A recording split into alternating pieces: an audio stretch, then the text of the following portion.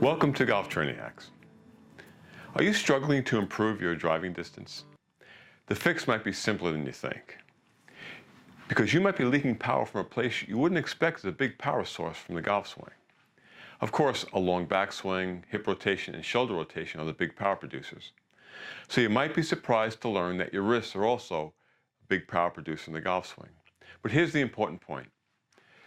You can be leaking power right from the very beginning of the golf swing if you don't put your wrists in the right position. Now here's what I mean. If you, in the takeaway, set your wrists right away, you're going to lose the power boosting effect from something called the stretch reflex. When your muscles stretch rapidly, there are sensors in those muscles that sense that stretch. And to protect joints and soft tissue from the damage that can be caused by the rapid stretch, there's a reflexive signal sent to contract the muscle to counteract that rapid stretch.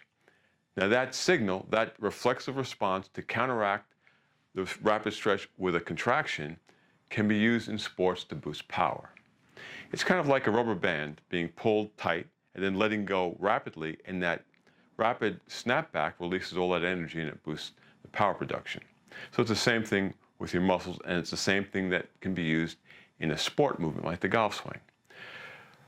Here's a good way to think about it though, because that counteracting movement has to be rapid. It can't be slow. So if we take the example of a squat jump, if you go down and up very quickly, your muscles in your lower body stretch and you get that reflexive response, and that boosts the power and it will increase the height of the jump.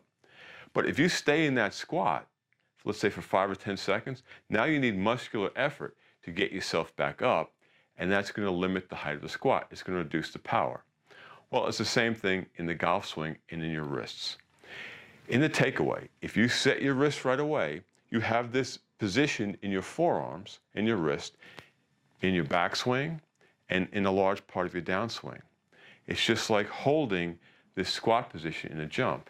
You've held this position, so you've lost the reflexive response in the muscles of your forearm to snap back and counteract the rapid stretch with a contraction.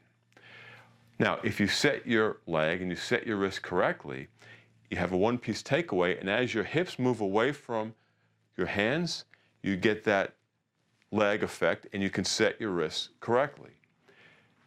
Since the downswing is so rapid, when you set leg and your wrists correctly before you finish the top of your backswing, you're going to initiate the stretch reflex. And because it happens so rapidly, you're going to get that whipping action into impact, and that's going to boost power production.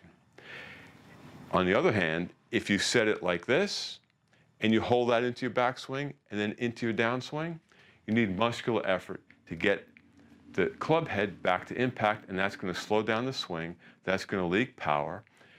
And with a slower swing, you're going to lose power, and if you lose power, you're going to lose driving distance.